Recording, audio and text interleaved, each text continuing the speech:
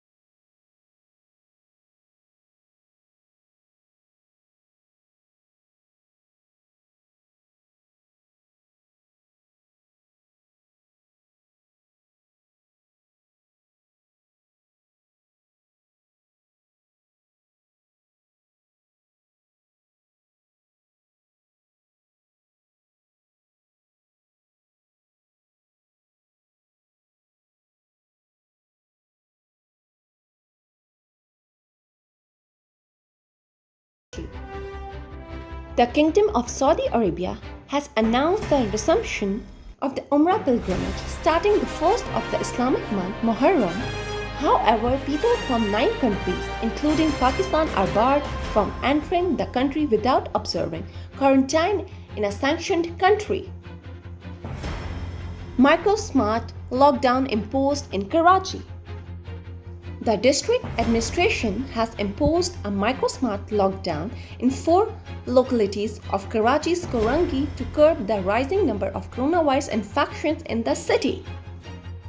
Man, 2 sons injured in Lahore roof collapse. A man and his 2 sons were injured when the roof of a house collapsed at Awan town, Johar town on Sunday. Upon being informed, the rescuers rushed into the scene, pulled out the 3 survivors from the debris and rushed them to hospital. The injured have been identified as Aladita 55 and his 2 sons, Babar 22 and Khabar 31. 3 held 16 buses impounded over COVID SOPs violations. In Multan, the district administration arrested 3 people on the charges of violating standard operating procedures to curtail spread of COVID-19. 45 more die as COVID-19 death toll passes 23,000. 45 more people lost their lives to the novel coronavirus in the last 24 hours, taking Pakistan's nationwide death toll past 23,000. Figures issued by the National Command and Operations Center showed on Sunday. Major cities to vaccinate 40% of population by end of August.